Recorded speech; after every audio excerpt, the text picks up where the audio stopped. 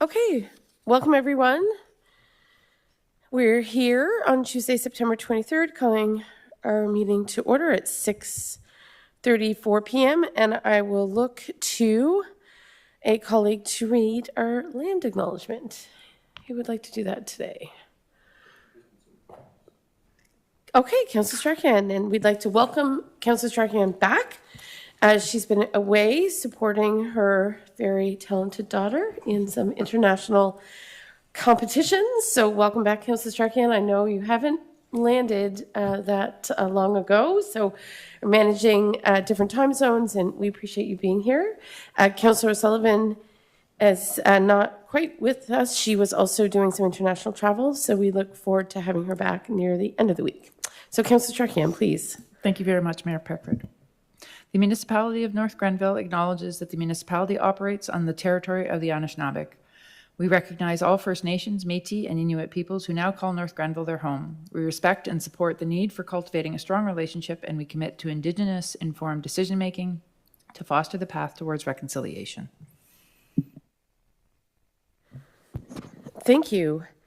So a few things before we begin. Of course, first is that we wanted to remind and encourage members of our community to join us for the Seven Feathers Crosswalk dedication.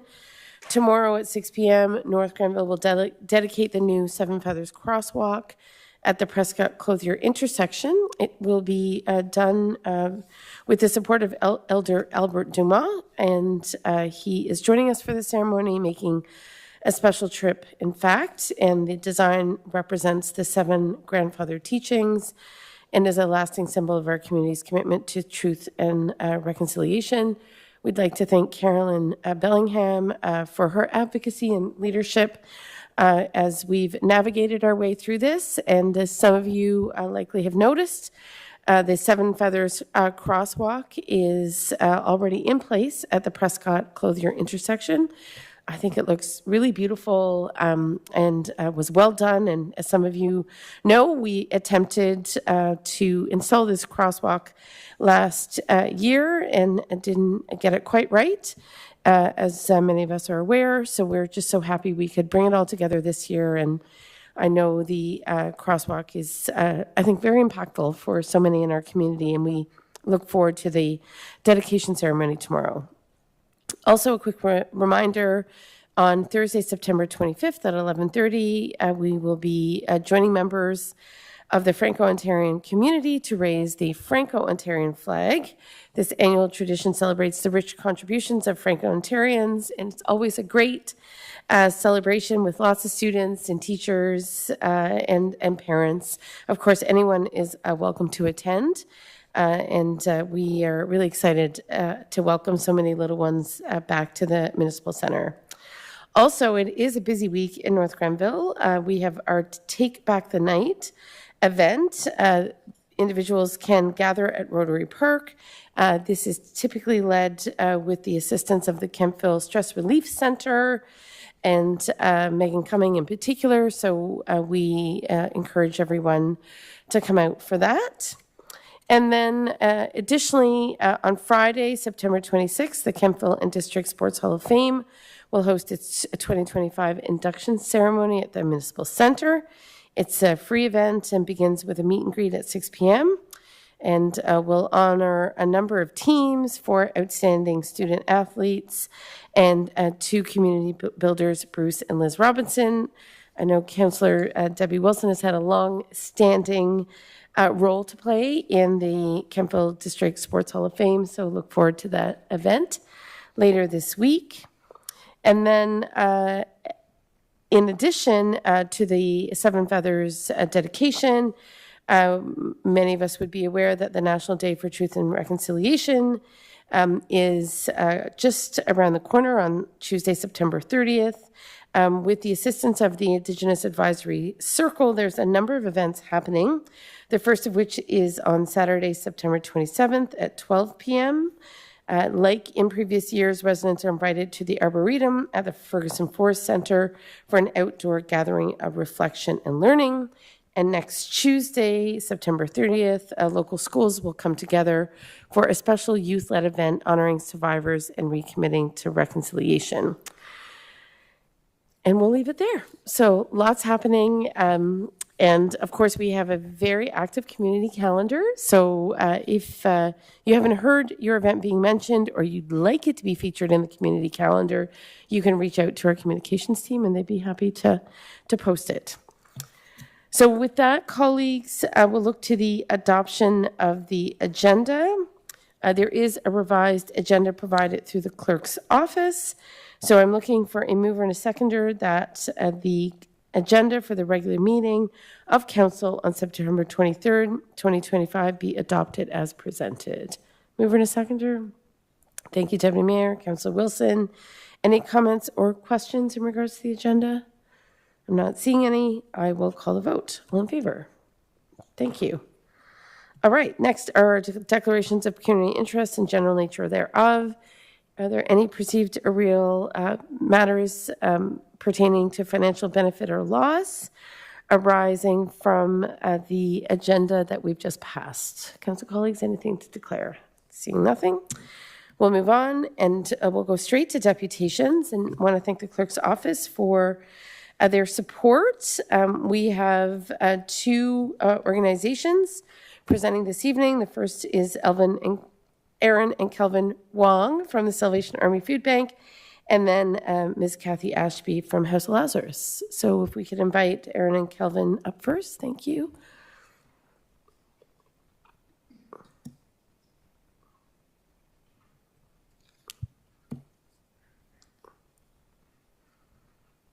And I believe, Ms. Remy, you have received the PowerPoint. Great, okay, thank you.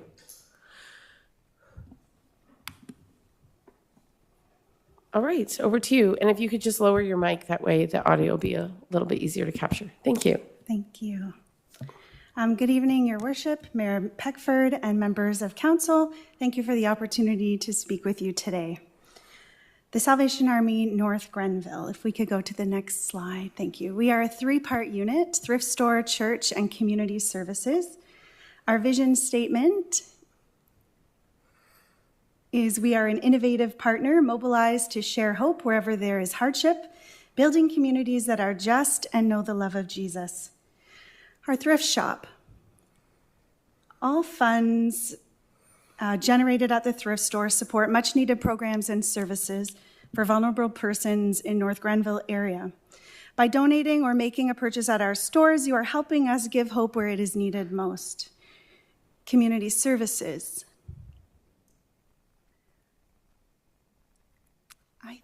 I apologize, I'm just having technical difficulties. One moment, please. Okay.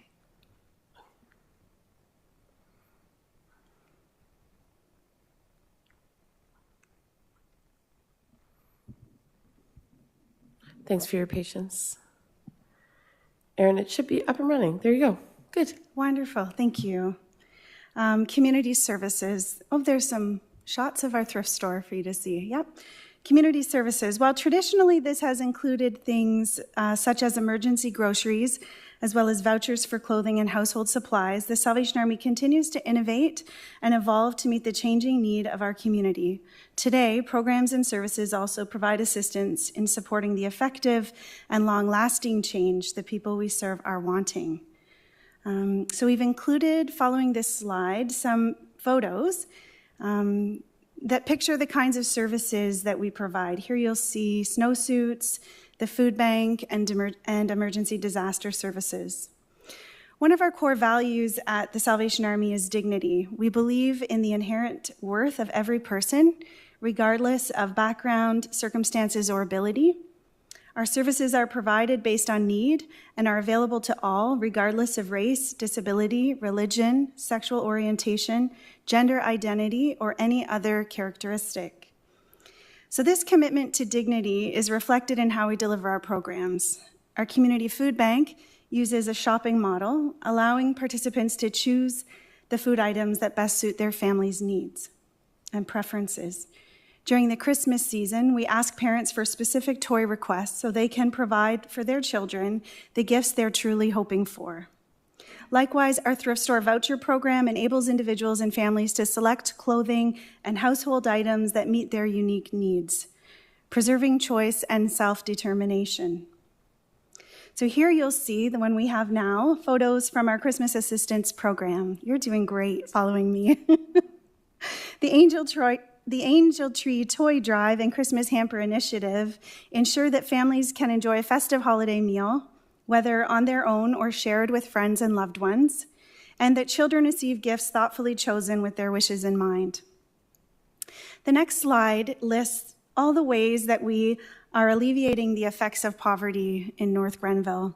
And you'll see it's an extensive list, backpacks, car repair service, Christmas food hampers, toy drive, clothing voucher program I mentioned, weekly meal programs. We host a seniors luncheon and family faith dinners, holiday meals for Thanksgiving and Easter, crisis intervention services, fire victims, emergency disaster, crockpot cooking class for life skills, emergency housing, our food bank, which I mentioned, gas voucher program, income tax clinic, rent and utilities assistance, snowsuit program, and children's summer day camp. Of course, those programs, some of them are seasonal. And in this slide entitled Alleviating the Effects of Poverty is because all of our programs and services are designed to provide practical support to individuals and households experiencing hardship. Living in poverty often means going without things many in our community take for granted, even something as simple as a regular haircut, as you can see in the photo. This is a photo from our quarterly haircutting clinic. For someone on a fixed income, the cost of a haircut can be out of reach. Time and time again, we've seen that the only flexible part of a fixed budget is food.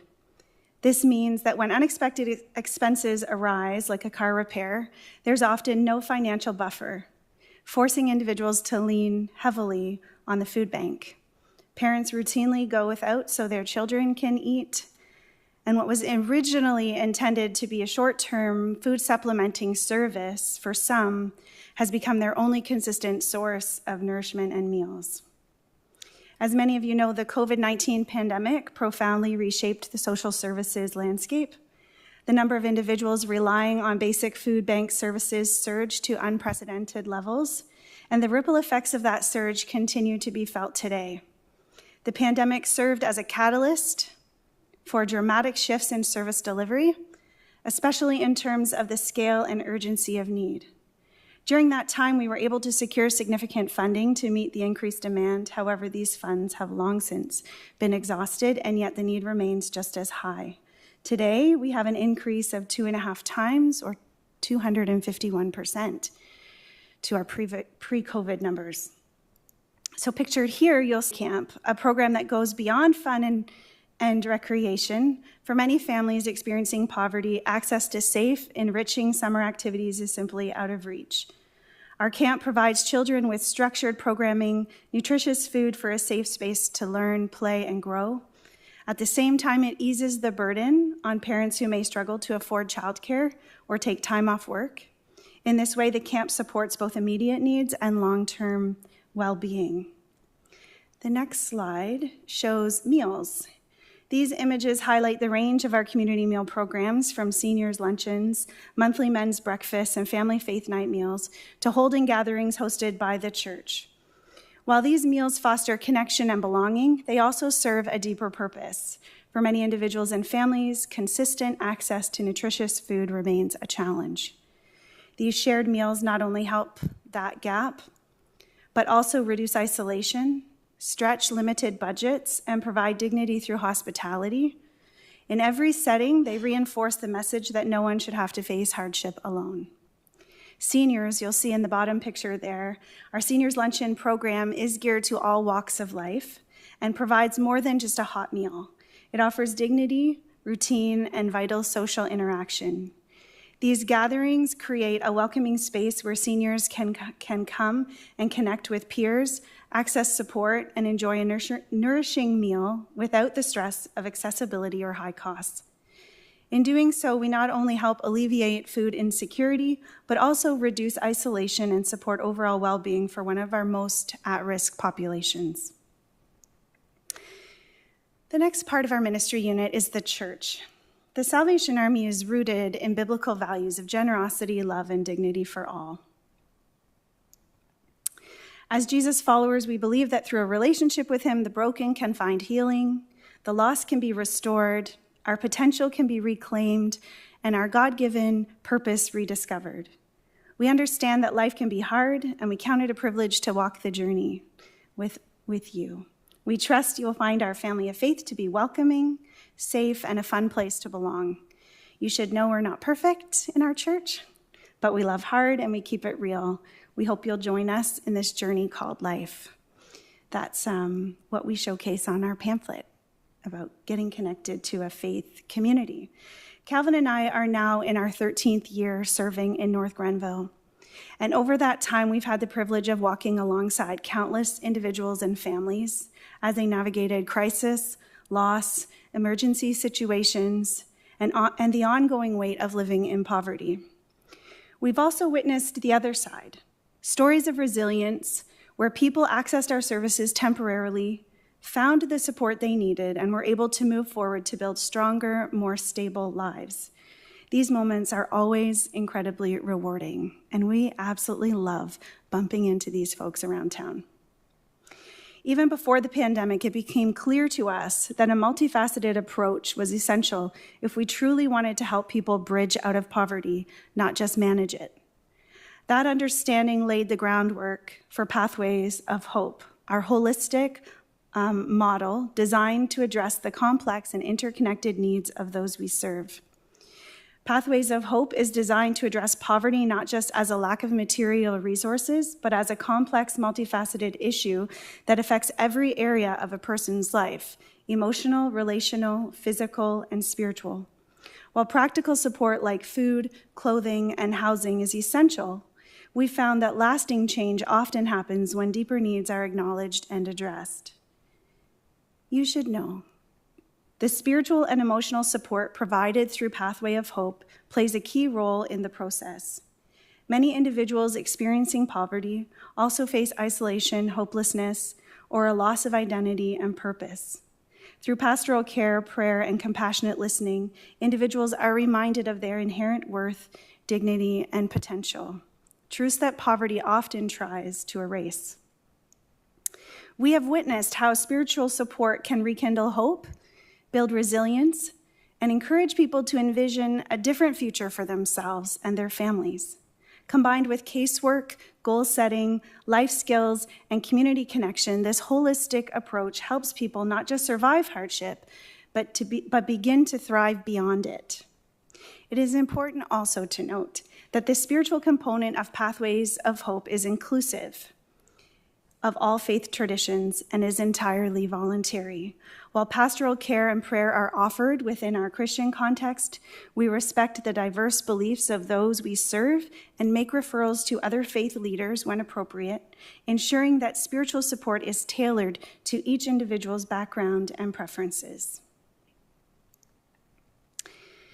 Finally, addressing the root cause of food insecurity, poverty. Those are some pictures from church life. All right, there we go. Food, okay. Addressing the root cause of food insecurity is poverty. The 2024 report addressing food insecurity in Leeds, Grenville, and Lanark states, food charity programs such as food banks, soup kitchens, and food pantries offer short-term relief to those who cannot afford to buy their own food. They are not long-term solutions to food insecurity. Research from Canada shows the majority of food insecure households are not using food banks. This is because food banks fail to meet an individual's personal and cultural needs, can increase the stigma associated with food insecurity, and are often seen as a last resort. Ultimately, the report concludes this statement: food charity programs do not solve food insecurity. Food insecurity is not a food problem. It is a problem of inadequate or insecure income. This is directly connected to poverty. So our next slide, transactional versus transformational. This is a model that the Salvation Army has adopted across the country, this notion of transactional services versus transformational services. And really what we're looking at is helping people bridge out of poverty varied approaches aimed at service delivery that meet the diverse needs of individuals and households. Emergency services will always be necessary, but more is needed. Pathways of Hope is a high-impact, strengths-based case management approach for those who desire to take action to break the cycle of poverty. It offers a strategic and holistic framework for addressing root cause barriers, wraparound supports, including social and spiritual care, as well as increasing self-efficacy and hope. And finally, we need to advocate for income-based strategies that address poverty. This includes increasing social assistance rates, providing a basic income, and establishing a rent utilities assistance bank that is specific to North Grenville.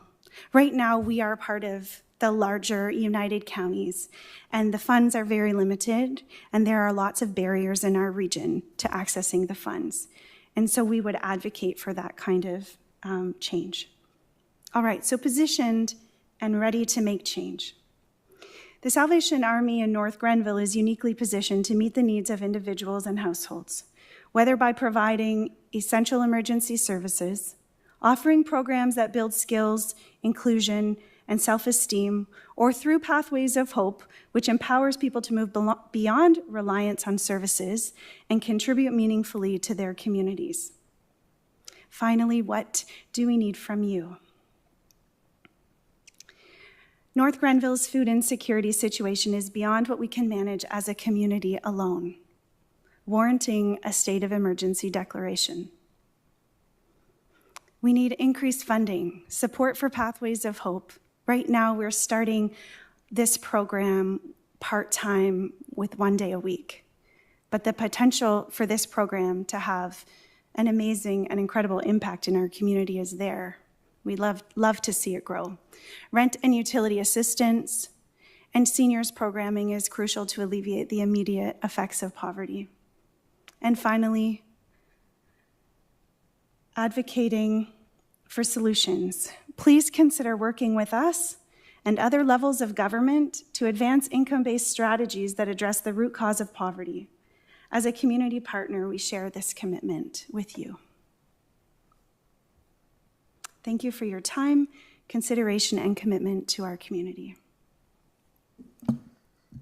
Thank you.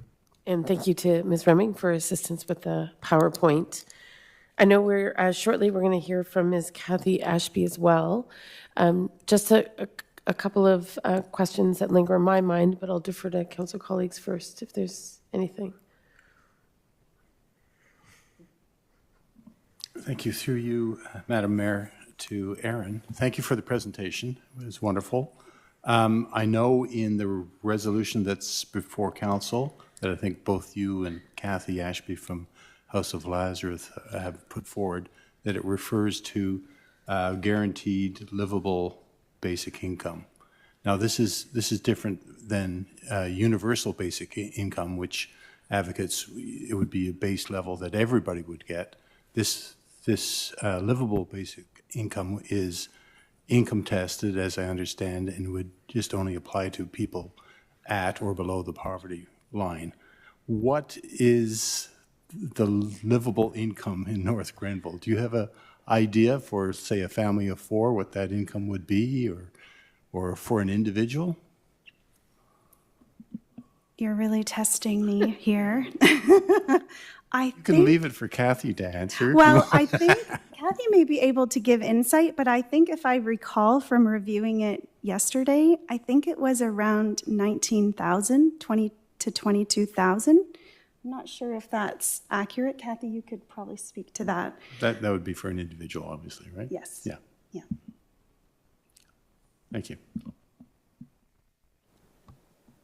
So I certainly take heed to the reality that people are balancing a lot of different needs and making terrible trade-offs. So I know we've had a number of residents reach out about short-term assistance with utilities in particular, right? And on occasion rent because they're afraid they're going to lose their housing.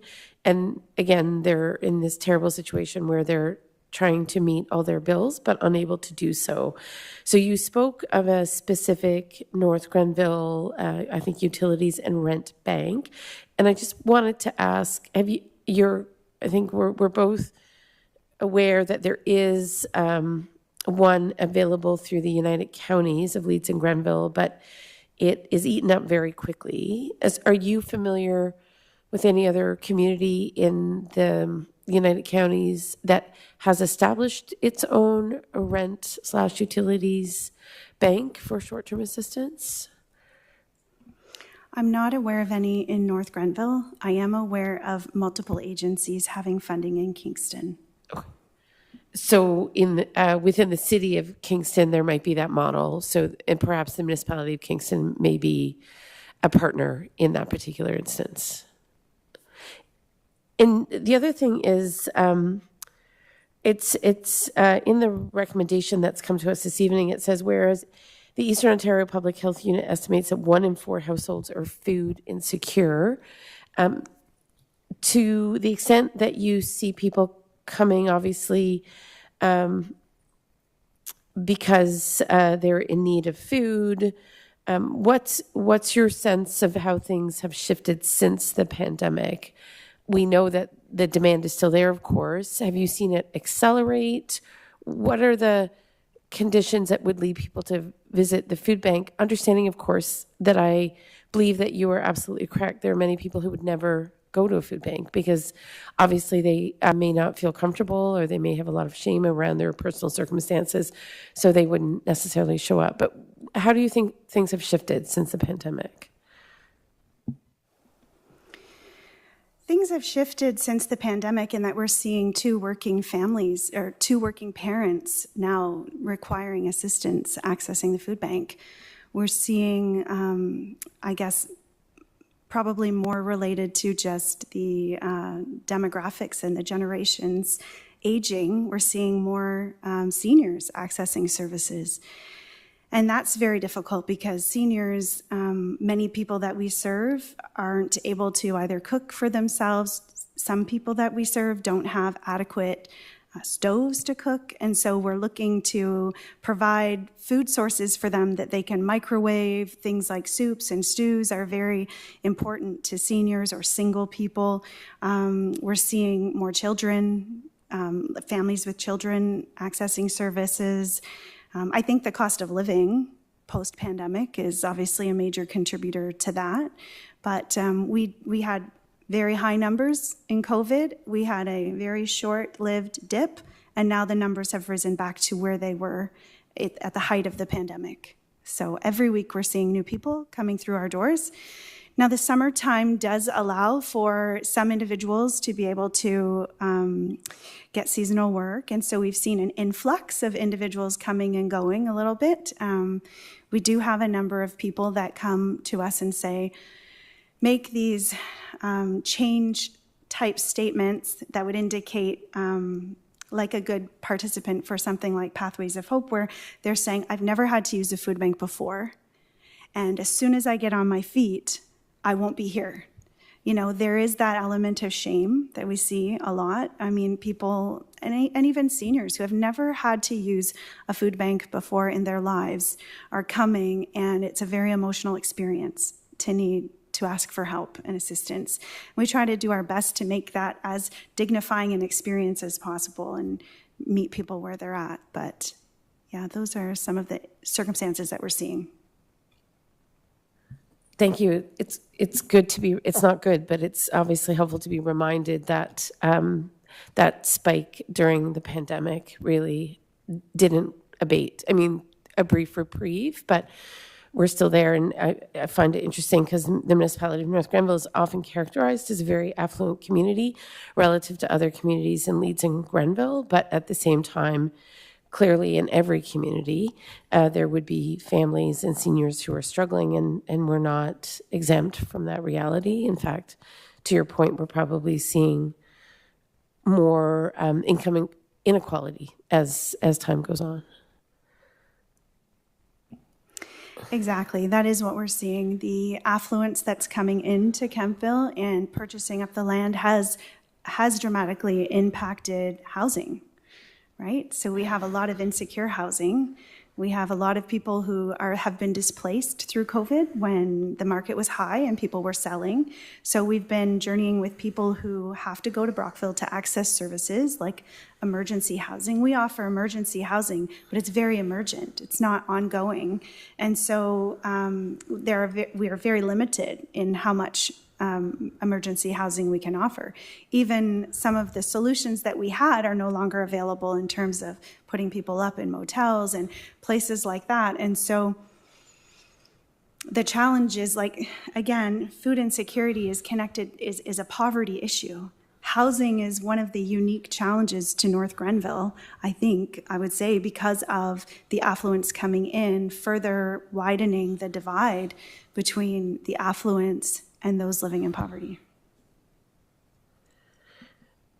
Indeed, and we appreciate that reminder, because certainly you're right, North Grenville historically has had a very low rental stock, but a lot of that even disappeared during the pandemic as people sold properties that historically had been used as private rental properties that one could argue were a little more affordable, and a lot of those are gone now. So people have been either pushed out of the community or to the fringes of the community and are living in a very precarious state. Council colleagues, before I move on, anything else? Okay. Thank you. Thank you for coming, and we'll invite Ms. Ashby to come up as well. Thank you. And then, council colleagues, I think we'll consider the recommendation once we've had both delegations.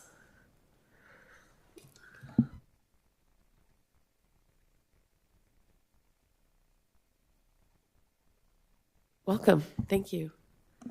Okay. Good evening, Your Worship, Mayor Peckford, Deputy Mayor Barclay, and council members. I would first like to start by just thanking you for the donation that you granted us while we were building our new food bank building.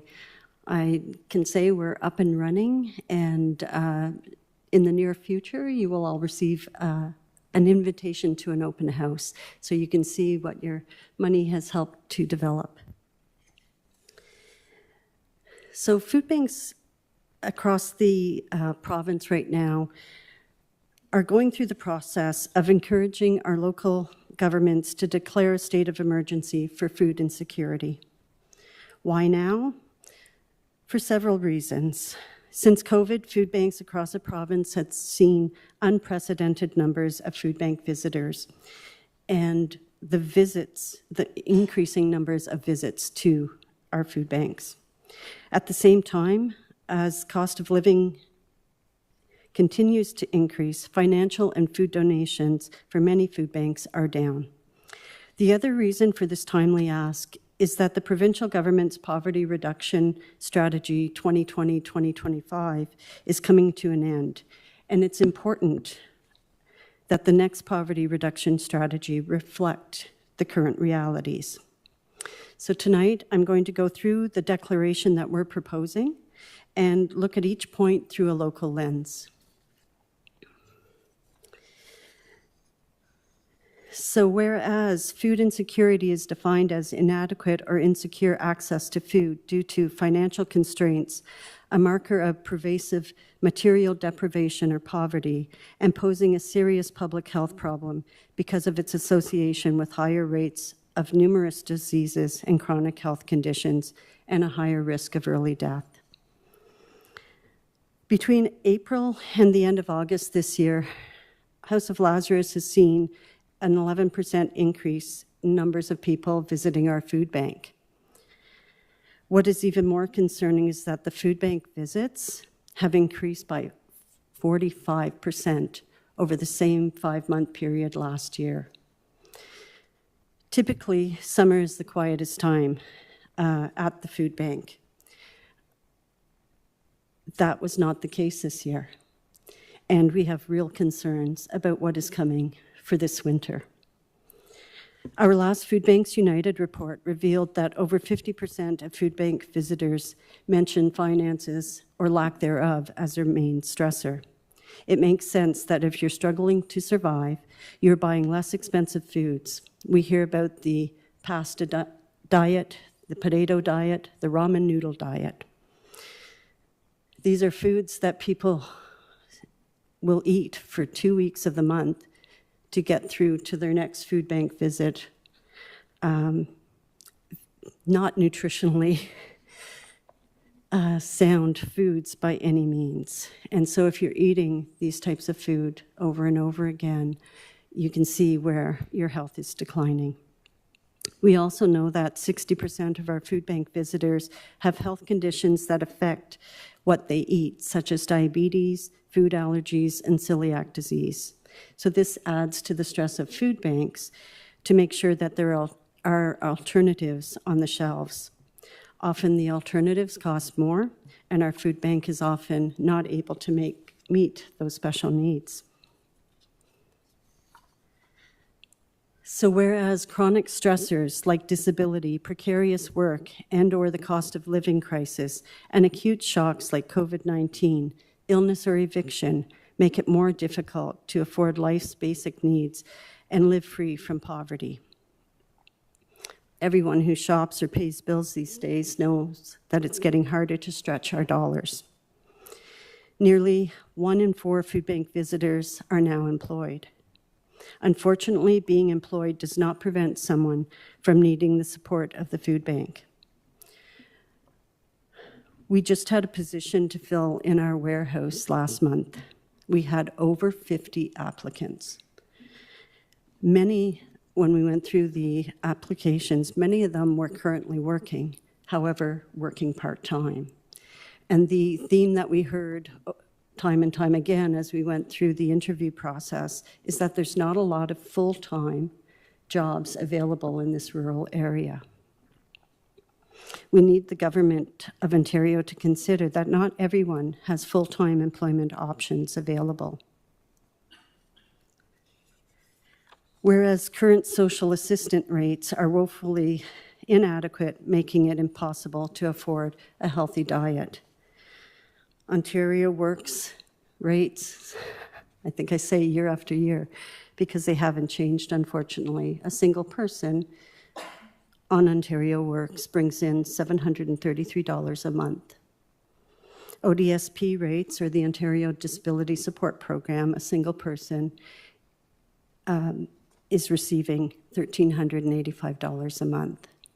So far, I know in this area, just even having a room to rent, you're paying close to that $700 a month.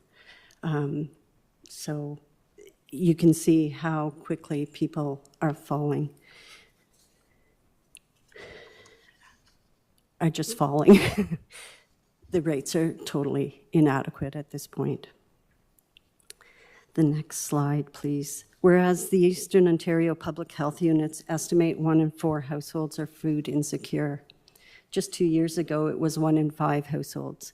So we are trending in the wrong direction, definitely.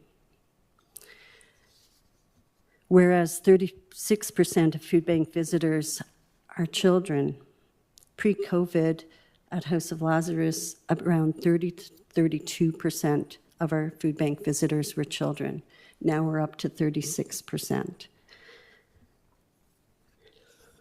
And whereas food banks are not funded by the Government of Canada and the Government of Ontario, and whereas Ontario not-for-profits, including food banks, are collectively experiencing stagnant or declining resources amidst climbing demand and increased reserve use. So we do not receive funding from our provincial government or from the federal governments. I can say we have received grant money for Canada Summer Jobs, and that's the extent of our funding through government.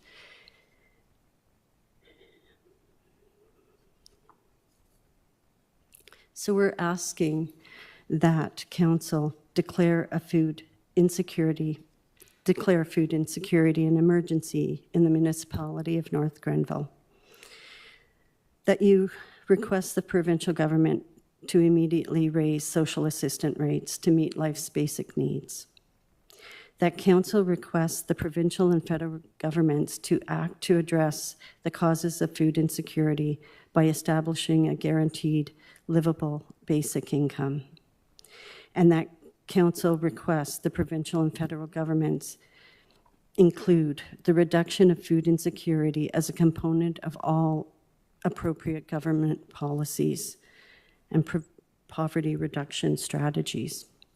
That council develop a working relationship with our local food programs, that we can communicate local needs and resources, advocate on behalf of the people experiencing food insecurity at the local government level, and strategize solutions to immediate food insecurity needs.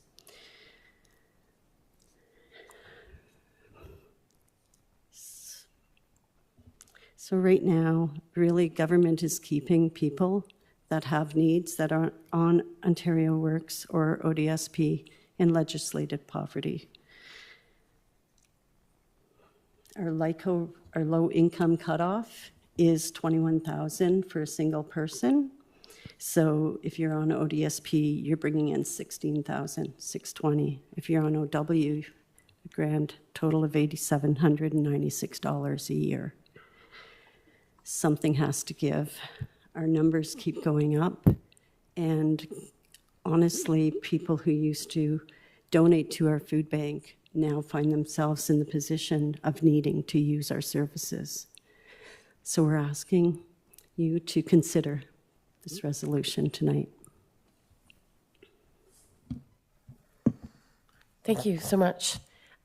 Colleagues, questions for Ms. Ashby?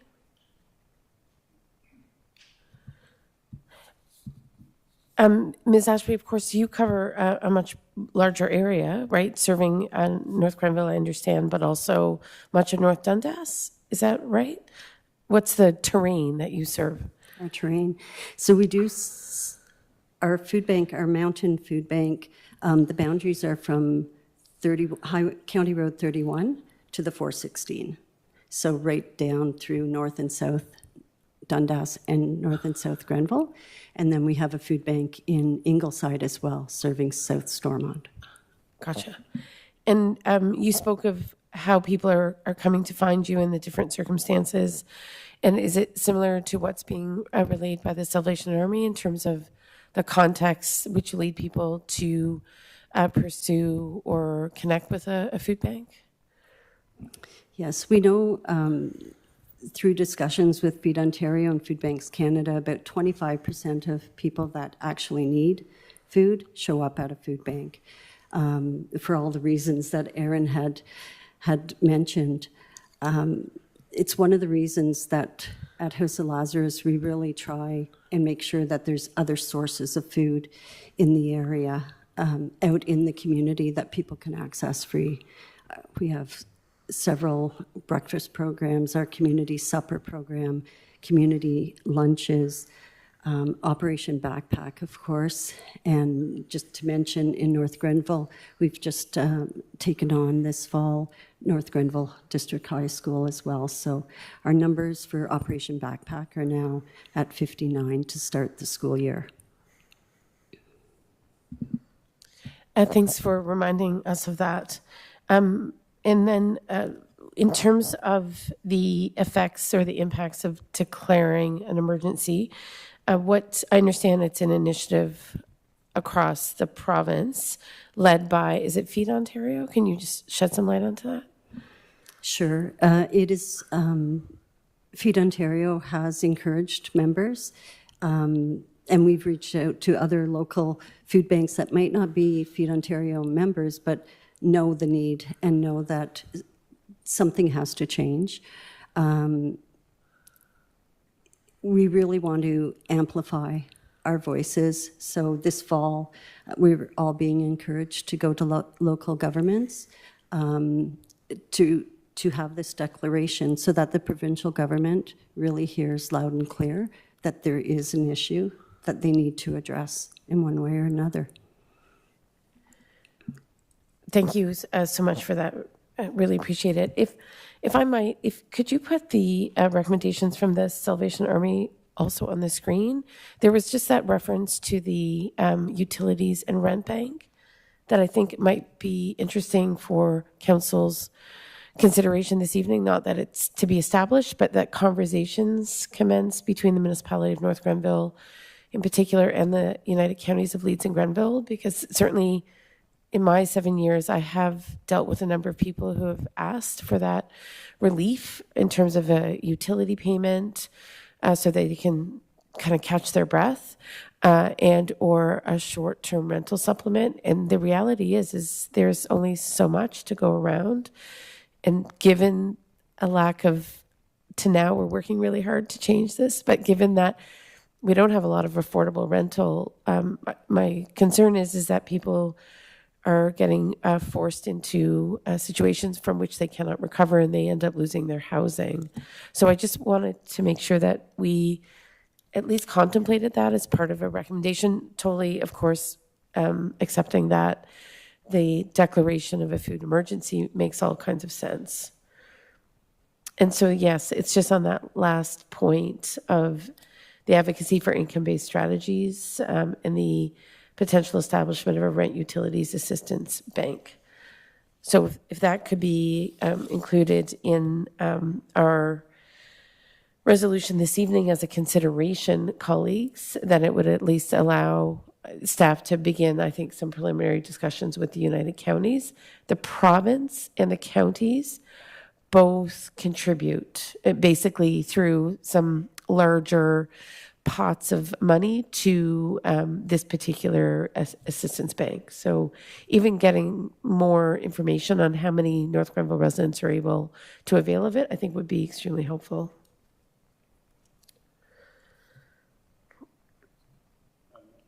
Yes, Deputy Mayor. What I'm hearing you say is that as well as getting behind this resolution, that are you suggesting that we ask staff to come back with a report about establishing such Yes, I think such a that would bank? be Oh, I'd excellent way to I'd be happy proceed. to move the motion and add something that articulates that ask. For sure. Okay. So then, is there any other discussion with our guests? Okay. So the declaration is before us. Deputy Mayor has said he's willing to move something that would include consideration of a staff report coming back to council in regards to a rent utilities assistance bank specific to North Grenville. Hearing you say that, Deputy Mayor? Yeah, something, just to articulate, rather than establishing it, just to articulate course. what would be involved Yeah. and what would be the Explorations. obstacles. Yeah. Explorations in regards to the establishment. Yeah. Yep. Yes, Ms. Remy. Thank you, Madam Mayor. Just questioning whether or not council would like to consider the direction to staff as a separate resolution from the declaration. So then that way this declaration can be circulated as necessary to appropriate partners and the government agencies, and that direction could be separately circulated to among staff. I'd be happy to move a separate recommendation, to your point, Ms. Remick, that we want to amplify this resolution that's come before us. So perhaps what's before us now, we could also add having it circulated to other municipalities. I believe it is circulating widely among municipalities already, but certainly we could within the counties of Leeds and Grenville. Yes, Ms. Ashby? We will be attending, I believe on October 8th, a county council meeting to put forth the same resolution at that level of government as well. I have a question because we speak of raising social assistance rates. And is that embedded in the Feed Ontario declaration as well? The reference to raising social assistance rates? That comes from Feed Ontario, is that correct? It does, and it's echoed by all food banks who see the byproduct of For sure. people living in legislative poverty. Okay, great. So Deputy Mayor, then I'll look to a second motion from you in regards to the exploration of the establishment of a rent utilities assistance bank. But first, we'll consider this motion separately. So do I have a seconder for the motion? Councillor Strachan, thank you. And are there any other questions in regards to the motion? I'm not seeing any, so I'll call the vote. All in favor? All right, that carries. And Deputy Mayor, I'll return to you then for the additional consideration. Yes, I guess a secondary or separate motion might be something along the lines, and I'll look to Ms. Remig to put it maybe in the like clerk speak. Yes, thank you very much. So I would move that council direct staff to come back to us, and I'll look to the CAO to suggest a date when they come back with a preliminary report about what is involved in establishing a rent utilities assistance bank specific to North Granville. Great. So So moved? Yep, and that's my motion, but it'll be Refined. refined through the clerk. All right. Thank you. Do we have a seconder for that motion? Thank you, Councillor Wilson. Ms. Reming, I trust you have it? Yes, please. That council directs staff to return to council with an information report respecting the requirements for establishing a rent/utilities assistance bank specific to North Grenville. Great. Thank you. I would look to the CAO to give us sort of a Timeline. timeline, yeah. So I would add by a certain date that the CAO will. End of the year, Ms. Dunlop? If I may, Madam Mayor, we are looking to bring a draft budget early December, so I would think it would have to be tied in with that timeframe. Thank you. All right. To your satisfaction, Deputy Mayor? Okay. Motion is on the table. It's been moved and seconded. Any last comments? I'm not seeing any, so I'll call the vote. All in favor? Thank you. And that passes. Great.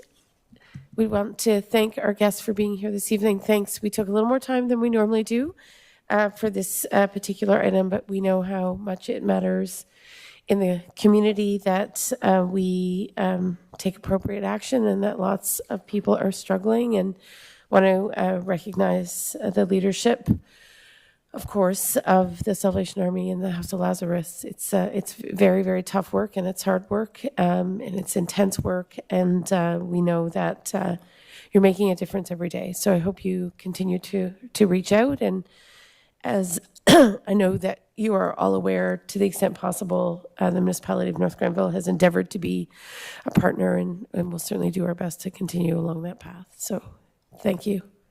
If I could just ask for a 5-minute recess, if I know I have to move and second that, council colleagues, if you don't mind. Okay, Councillor Wilson, Deputy Mayor. All right, just a 5-minute recess. I'll call the question. Thanks.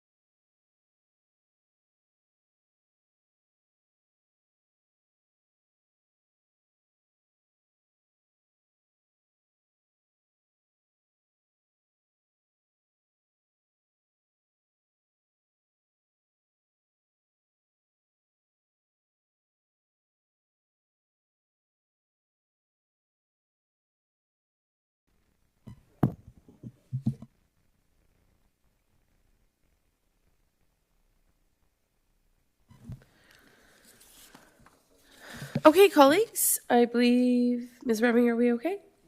Okay, we are resuming our council meeting after taking a brief pause. We are on our consent agenda, and there are 4 proposed items under our consent agenda. So I'm looking to council colleagues for any modifications to the consent agenda. I would like to pull item number 1, which is the award of the pedestrian crossing installation. Other than that, I'm good. I'm looking to other colleagues, seeing nothing. No hands, I should say. Then I will look for a mover and a seconder for the adoption of the consent agenda as modified this evening. Deputy Mayor, Councillor Strachan. And I will call the vote. All in favor, please. Thank you. So with that, I think Mr. Finley has kindly joined us and he can speak to the installation of the Prescott Street and Reuben Crescent PXO. Thank you. Yes, thank you, Madam Mayor. So the first report for council tonight is in regards, as you mentioned, to the pedestrian crossing at Prescott Street and Reuben Crescent South. This is currently the location that has a courtesy crosswalk, and we are looking to retrofit this location for a pedestrian crossing, a standard pedestrian crossing. So it'll look very similar to the pedestrian crossing that was completed last year at the intersection of Prescott Street and Asa Street. We did go out for tender for this, for this crosswalk. We only received the one submission that came in, and that was from Les Parisien, in the amount of $92,717, excluding taxes. Staff went through a review of the tender submission that was done, previous experience to ensure a qualified contractor, and are recommending that we move forward for this project. It is within the approved budget, and based on our discussions with the contractor, provided we move forward with our approvals, we are looking to have this installed by the beginning of November. That is the basis of my report, but I'm happy to answer any questions for council. Thank you. And I believe this particular PXO emerges by virtue of some concerns in the acknowledgement of the new multi-residential building that is also underway at Reuben Crescent, and I want, I think, to ensure that there is a safe crossing point for anyone using, of course, our newly rehabilitated Riverside Park, but also sort of recognizing the increased traffic activity and pedestrian activity in that Reuben South area. Is that fairly stated, Mr. Finley? Thank you, Madam Mayor, for the question. And yes, that is the strong basis for this. Council and the municipality see Riverside Park as a great hub for pedestrian movements. A courtesy crosswalk doesn't really provide the protections as it sets now compared to this pedestrian crossing, which will require traffic to stop for anybody using it. So it adds that extra safety, the growth in the area, and the strong desire to enter into Riverside Park. So that's definitely the reasons for moving forward. And if I might, I also understand that discussions are underway with the Royal Canadian Legion in regards to a veterans crosswalk to be established at this particular junction as well. Thank you for the question, Madam Mayor. That is correct. We are, there was a, working with the Legion for a crosswalk in this area. We are working towards, and we are using, or have for us, our contractor that has done our other Indigenous crosswalk and our Pride crosswalk. We are retaining them to do their painting crosswalk to ensure it meets our standards. It can be done outside of this contract of putting in the crossing, and the contractor is aware of that as well. Provided we can get everything in and installed, we are looking to have that crosswalk painted as well during that timeline. Okay, thank you. Council colleagues, any other questions or comments? Not seeing any. Okay, so the recommendation, of course, is that there be an award of contract for the NG 2510 pedestrian crossing installation, Prescott Street at Rubin Crescent South, to Les Parisian Construction Limited in the amount of $92,717, excluding taxes. Can I have a mover and a seconder, please? Councillor Wilson, Councillor Strachan, thank you. And council colleagues, if I see no queries, then I'll call the vote. All in favor? Thank you. All right. With that in mind, our campus maintenance hole replacement was on our consent agenda, as was our Beth Donovan hospice fees and our advisory committee meeting minutes. So we'll continue, Mr. Finley, under Public Works with Dual Road. Thank you, Madam Mayor. So the second report we have for council tonight, we consider a bit of an administrative matter. So we're looking to, or back in 2019, there was a request to have Dual Road extended by 200 meters. Dual Road is currently about 650 meters long. It's located just off County Road 18, just south of Bishop's Mills. And back in 2019, that request was made to have an extension of the road done at a landowner's cost, and provided it met municipal requirements at the time. The municipality would open and maintain the additional 200 meters to get to their property. The work was done back in 2019. It was inspected by staff, approved by staff. We did ultimately continue to maintain the extension since that time. We ran into this year, once the landowner was looking to apply for a building permit, that a bylaw was required to officially have that section open and maintained for their building permit, and that's what we're looking to get from council tonight. So we've looked for, or looking for a bylaw to be approved to open and maintain the additional 200 meters of Dual Road as public highway. Again, since 2019, we did accept the extension that was done, and has been maintained since that time. That is the basis of the report, but I'm happy to answer any questions from council. Council colleagues, any questions in regards to this one? So the recommendation is that council approve and enact bylaw 7425 to open and maintain 200 meters of Dual Road as public highway.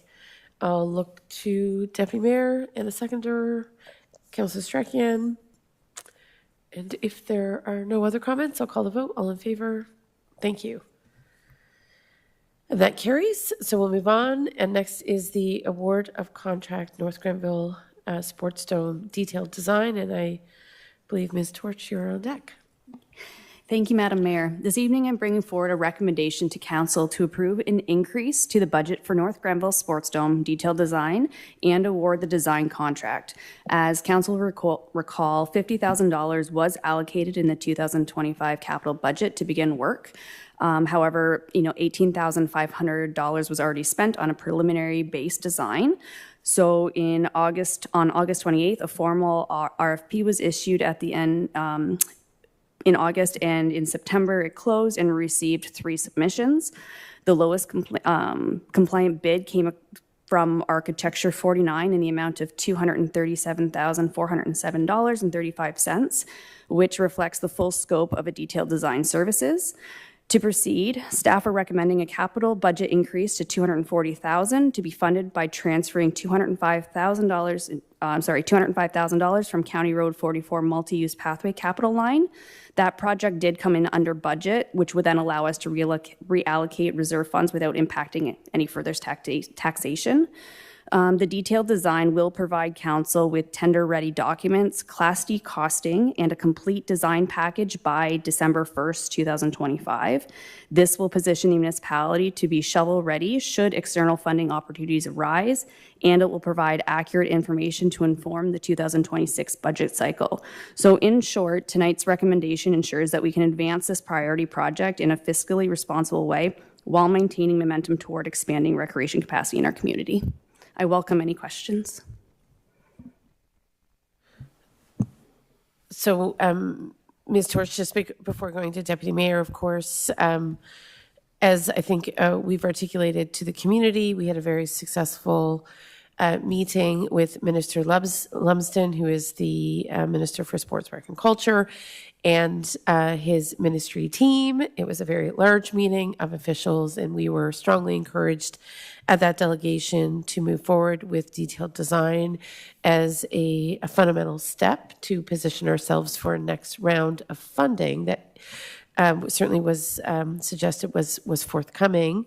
I know we are certainly undertaking, or the prospect this evening is to undertake a detailed design, which is very elaborate. Just curious about the timeline, because I understand from the meeting we had with Minister Lumsden and his team that invitation for round 2 funding may come mid-fall. So what's your sense of the capacity for the detailed design to be fully complete, and could we potentially submit part of those detailed designs in advance, should we, again, proceed this evening? Not trying to presuppose a council outcome, but just trying to get a better sense of what information we might have moving forward. Thank you, Madam Mayor, for the question. So I have, with working on various projects before with this actual contractor, I know from having pre-conversations with them through reference checks, I was able to ask that similar question, saying if we could take small pieces to get an understanding of what the full wholesome scope would be. So they will be able to provide that. It just won't be a whole wholesome scope. It won't be ready until December, but we can get a base idea of what it's going to cost. And it's both a costing, but more importantly, it's a design. And the feedback we received from the ministry is that they were really expecting a next application to include a detailed design, correct? So you will receive architectural, structural, civil, electrical, and mechanical, as well as a full design on the outside as well. Thank you for your patience, Deputy Mayor. Go ahead. Thank you, Madam Mayor. Through you, either to Director Torch or to the CAO, this isn't a complaint. It's marvelous to see a project come under budget to such an extent. But how is it possible that we have in excess of $240,000 remaining in the MUP budget? How did we come so far under budget? Thanks. Through you, Your Worship. The draft budget that was created just post-COVID versus actual tenders did provide a significant difference. It did not change the scope of the project whatsoever, but the pricing that we had anticipated came in, thankfully and gratefully, about almost $500,000 less than the original staff estimate. So to conclude, because there were delays in going to tender, which I believe were based upon some Ministry of Environment conversations, because of the MUP's proximity to the old waste facility, there was a delay in going to tender, and during that time, pricing came down. Is that the reason for which there was a delay, I guess? Thank you for the question, Madam Mayor. That is our assumption. That is only one factor why it was delayed. We had some land acquisition that had also had to be completed, and we had to make sure that it was a two-party process. Because not only we have a landowner, but we had two levels of government. It is a county road. The proximity to the landfill site, the moving of the fence, but it was just the fact that the tender prices came in. I think that maybe some of the COVID effect for this type of non-mechanical application may have been coming down in the recent years. Deputy Mayor and then Councillor Strachan. Just to follow up, so it came under budget, approximately $500,000. What is happening with the other $260,000? Where does that land? Through you, Your Worship. There was a three-pronged financed approach. There were development charges, there were grants, and there were reserves. So though each one of those pockets will be, a little less will come out of each pocket. So it goes into general reserves, and from general reserves, we reduce the allocations for those 3 items. Through you, Madam Mayor. Yeah. The development charges and the reserve are park and recreation specific, so they will stay and remain within those reserve accounts. Okay, thank you. Councillor Stracan? Thank you, Madam Mayor. I just want to clarify, have we received or have you received any additional information from the province regarding the next possible intake for submissions for that funding for the recreational facilities? Since we met with them a couple months ago now? I have not, but I'll just defer to Ms. Torch because she may have more information. I have, sorry, through the, thank you, Madam Mayor, for the question. I have not received any further information as of yet. So if I may continue, I guess if we're looking at December being the completion date for the work that we're discussing right now, and the intake comes before that deadline, we could be in a position not to provide them the information that they're seeking based on our meeting with them. Is that correct? We would only have a partial answer for them? Am I understanding that correctly? We would be able to provide probably the Class D, which would provide how much the cost of the actual building would be. We wouldn't be able to necessarily provide them the detailed drawing of the facility, but we'd be able to provide them everything else.